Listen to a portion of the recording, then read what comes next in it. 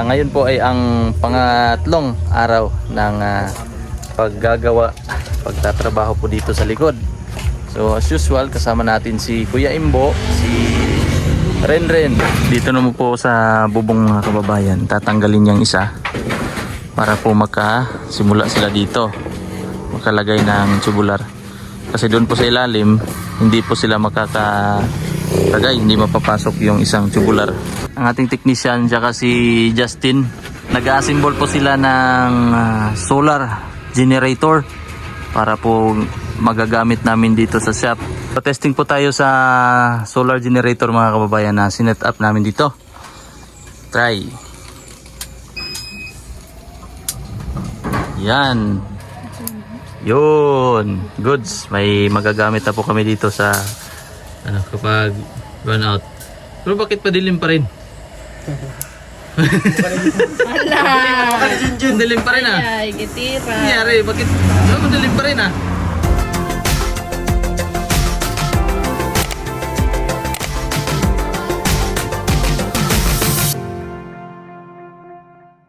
Hello, good morning po sa inyong lahat mga kababayan. Nandito na naman po kami sa aming mini shop sa Barangay Malabog. Tapos dito po sa likod mga kababayan ay ang pagtatrabaho po ng extension dito po sa likod ng shop. At ngayon po ay ang pangatlong araw ng pagtatrabaho po dito sa likod. So as usual, kasama natin si Kuya Imbo, si Renren. Ayan po mga kababayan, ang kanilang gagawin ngayon ay ang bubong. Sa top mo mag-una rin, no? Bubong. Top. Ayan mga kababayan, masisipag po sila na mag-ama, partner. Kung sa motor pa ito ay riding in tandem. Sila po ay nagka-tandem palagi, nagsasama po sila sa pagtatrabaho. So si Renren po ay magaling din po mag sinyas, kakaintindihan sila sa, kasi si Kuya Imbo ay pipi nga po. Si Renren magaling din mag hand sign. At siya po ang panganay na anak ni Kuya Imbo. Una po nila ang taas para madali na lang. Tapos hindi po, kapag halimbawa umulan, mainit, huwag mainit naman, may bubong. So hindi po sila mababasa kapag nagtatrabaho na po dito sa paglalagay ng bakal dito para po sa partition ng kakabitan ng dingding. Ito, makinis ang gawa ni Kuya Imbo noong Biyernes. Lagyan na lang po ito ng sapin. Pwede nang hindi na lagyan ng tiles, no? Kasi makinis na eh. Floor mat na lang ang ilalagay namin dito. So ganyan kapulido ang gawa nila.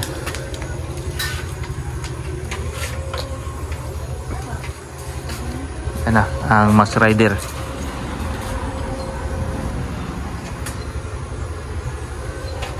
Nanaunta dito ang welding sa balay rin ba?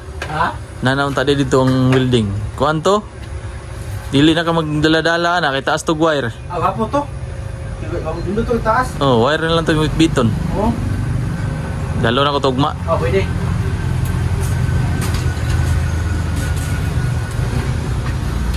Isumpayan mo ko to ni Aa. Yun. Patrabaho sa ilang balay ba? Una ba bigyan natin ang taas yang kanyo? Oh, taas na. Gwapo to. Bro, sagaran po na mapalit mo wire ha. Oh, Ang handle na ikaw na yung magsumpay. Oh, convert na lang. Oh, yung pong ginamit na welding machine ni Brother Ralph. Yung welding machine na binili ko mga kababayan nung paggawa namin ni Kuya Ervin ng car wash, yun po ang ginamit nila doon sa pag extension ng garahe ni Brother. Tapos yung welding machine na ginamit, yun pong binili ko ay in-extensionan po nila ng wire sa handle. So mahaba na po, kahit po ilagay lang po dito sa lapag, tapos yung wire na lang po ang iaakyat. Hindi na mahirap, hindi na po ganyan na ilalagay pa sa sasabit pa sa katawan. Mas safety po yun. So dito po sa amin mga kababayan, medyo mahina ang kuryente. Kasi sabi nung mga electrician dito, tsaka yung taga Davao Light, kaya po ganyan kasi malayo po daw yung transformer. Nandoon po. Tapos yung isang transformer doon na naman po sa malayo.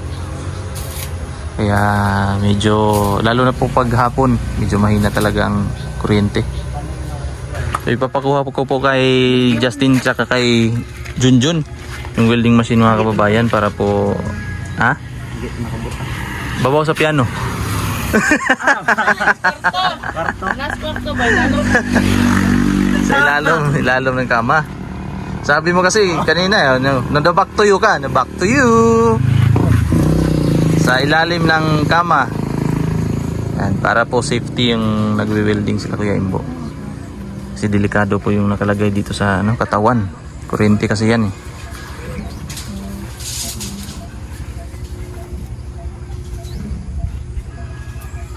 Balik tayo dito. Safety po rin kayo dili na ikabiba ba? Ito. Oh, unlock mo nga eh. Kuryente ba yan Yan as lawas. Pero kanang ingana po dun nga welding machine sa imo ha. Muhinay po na og kuan taas nga wire. Muhinay na. Abili siya no. Muhinay og taas nga wire. Pero kung gamay nga wire lang pwede ra. Dito sila.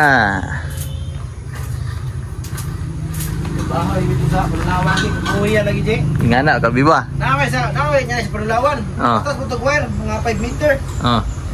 Problema mo daw na namato kay ang ihapon kini. Luag. Ano kayo? Ako nga Pugkos kita ron ni. Atong kwadro kini nga tabok. Trabaho mi dito kini kuan ba? Trabaho mi kini patuwi ba? Oh. Tira mi patuwi dito. Patuwi ya lagi je kay kuman papa dire na po tabok mo sako. Oh. Tabok lagi. Alis ni Ibrahim ko anay. Grabe mong mataw inaanad ka nagkuarin. Naanad lang kay ngana. Wala na ada kan jay. Kapila ko na sa una. Kilak-kilak. Oh. Hindi na ako kanani. Oh, kung banlo. Kagaya na tayo. Yung ra. Ya masunog mo ng naong. Oh, sunog na dyan. Basta idikit yun yung kuhan dyan. Oh. Ang kasunog ka na dyan. Kana yung aso niya. Init ka ng siga ba? Siga. Init mo na. Kainit na sa naong. Oh. Aliw na kung balay dito. Mga duwa. Mga dito kadlaw. Building. Ice. Bergabi. Ako mo naong.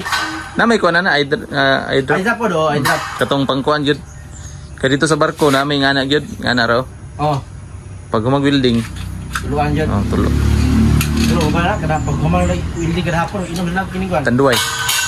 Abang tambal naman. Tambal. Oh, kuling music. Kung ako po ganang by G-Sick o Oh, kana oh. kuhan. Ngana po ko. Inom na na.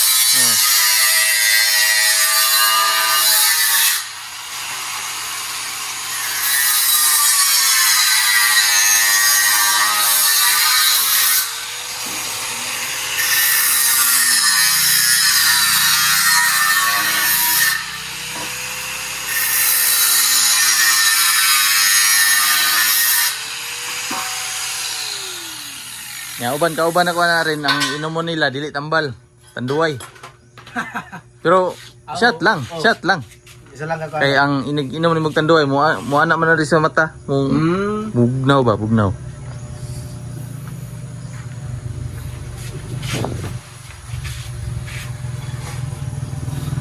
Tumagi ni Ron. Sa paglusot, Sakay lo. lusot mo diha, alot sa na lang diha kuan rin. Lusot ang bakal. Tagalog yun isa ka konje. Ito, kita ba mabawang kuan niya?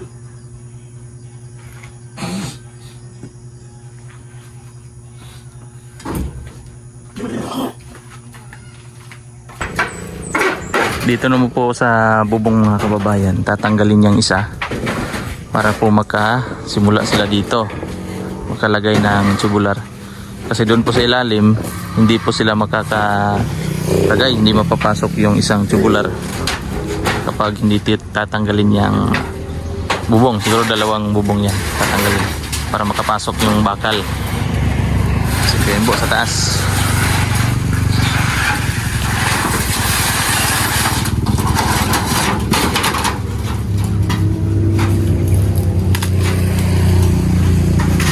So hindi muna ako tutulong sa kanila kasi wala pong technician. Tapos kung tutulong ako dyan, palipat-lipat ako.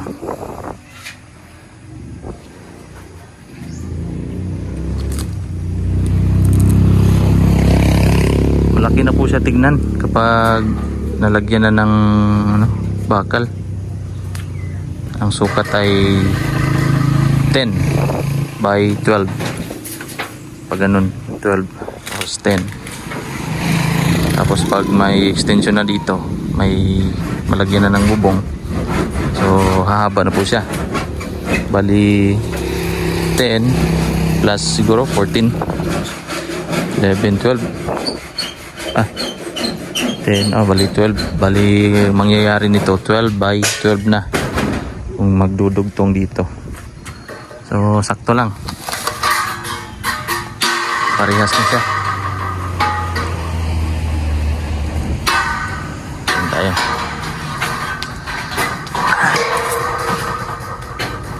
Aray ko. Yan, butas na.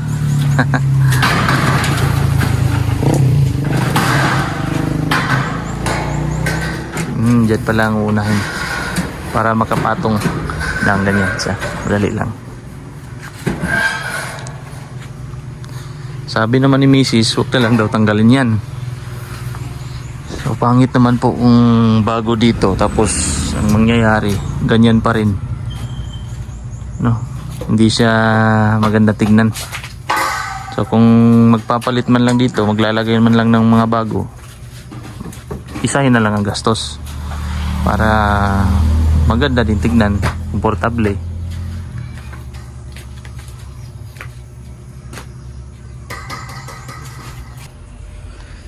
Ito na po mga kababayan ang welding machine na kinuha nila Justin. So mahaba po siya. Ito po kasi maikli. Ito lang po para safety ang magwi-welding. So mahaba siya. Yan na. Nakapit na po yun. Tapos yan dito sa baba para apakan, para hindi sila mahirapan maglipat-lipat.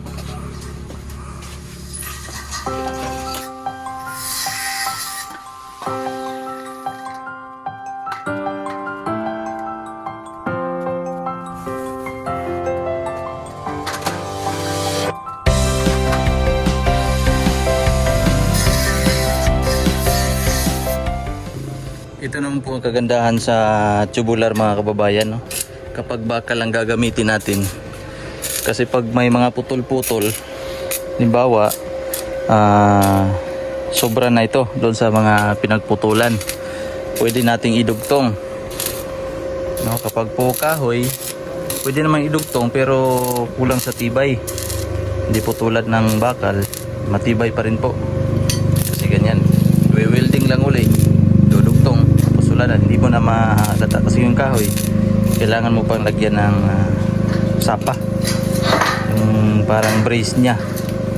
O, kapag bakal naman, yan, wala nang brace, basta tama lang yung proseso na gagawin.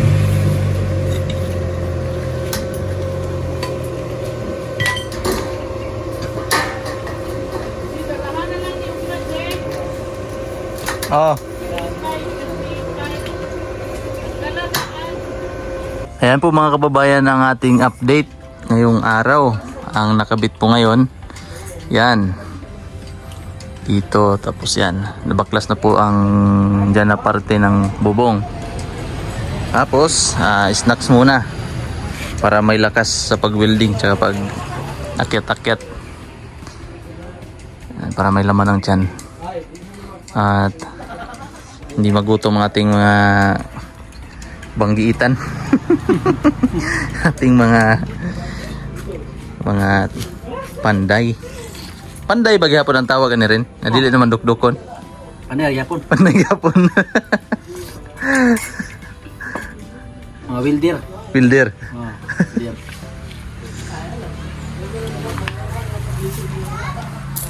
Ito, malapit na po. Malapit na sa katotohanan. Ito tatanggalin itong bubong. Tapos yan, hanggang dito lang. Hanggang dito lang po ang kanyang bulada or ang haba ng kanyang sa bubong. Hanggang dito. Tapos sa harap medyo mahaba, mga 2 siguro 2 feet. So ito ang update po natin ngayon. So mamaya po uli update ko po kayo mamaya konti-konti paunti. So dito naman po mga kababayan ang ating mga kaibigan, ang ating technician tsaka si Justin, ang banggiitang Gapo pero so nag-assemble po sila ng solar generator para po magagamit namin dito sa shop kapag brownout, kasi matagal po dito bumabalik ang kuryente pag magba-brownout.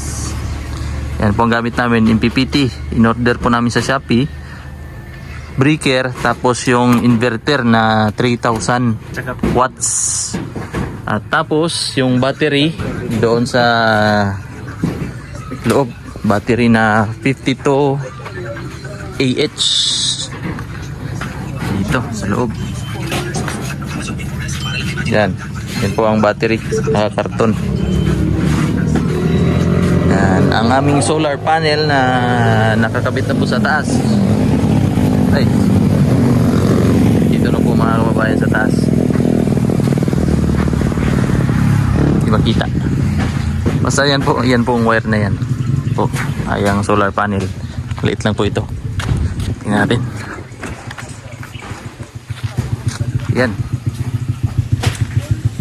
Yan ang panel namin na gagamitin. 200 watts. 200 watts yan. 200 o 500? Sila. Siguro 200 yata. Para po pag burnout may magagamit pa rin po kami sa soldering iron, sa mga tester, saka po sa ilaw, electric fan. Pwede rin ito sa TV. So no? Pwede po ito sa TV kasi yung battery namin 52 ampere. Watts. AH pala. Ampere tama. try namin yung guys. Try namin gamitin. Mamaya pala. Dito rato naman yung bati ito, no? Tayo, load.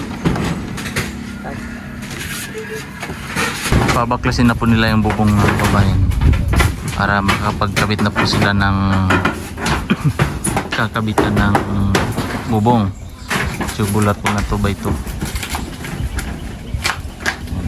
Kailangan po siyang tanggalin para walang sagabal. Tapos yung bakal, diretso na po siya lagay dyan. Galing na po agad.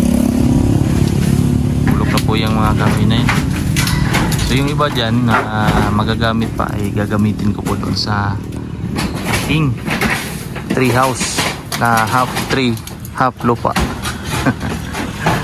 Yan po ang aking gagamitin. Pati po yung mga bubong na yan, kung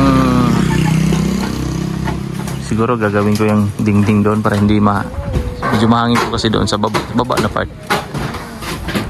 Kung kukulangin tayo doon sa gagawin nating bubong na anahaw, dito tayo kukuha. So para mas maganda sana yun, para bahay kubo talagang tignan.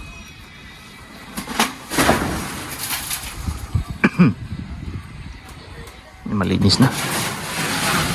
Yan.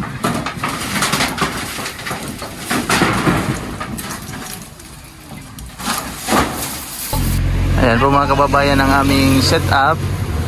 Solar, dyan po nakalagay ang MPPT. Tapos ang inverter dito.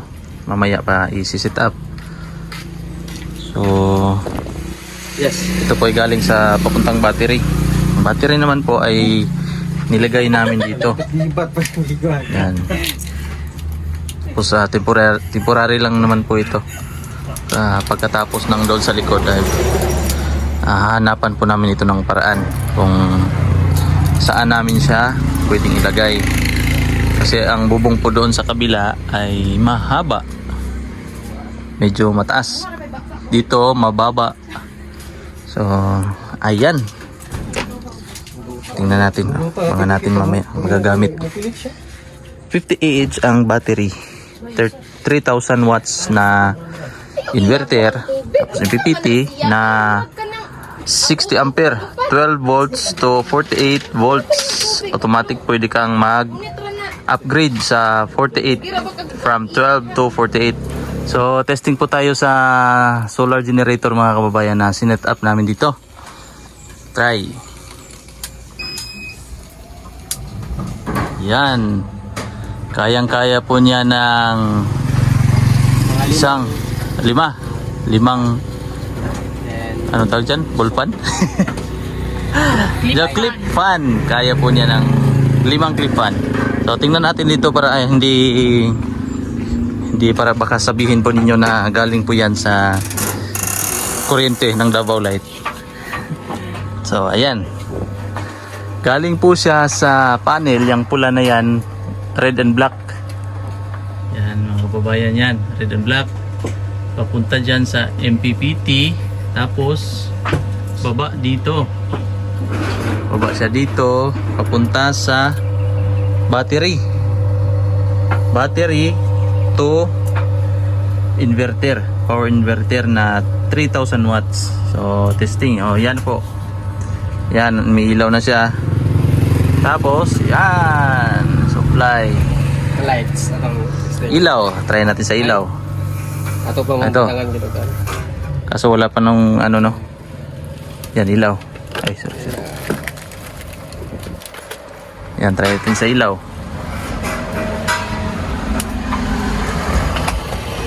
Yan, ilaw. Doon ako sa labas para maklaro. Ay, try namin ng ilaw. Yan. May ilaw na yan. Yun. Goods. May magagamit na po kami dito sa ano, kapag run out. Pero bakit padilim pa rin? Ala!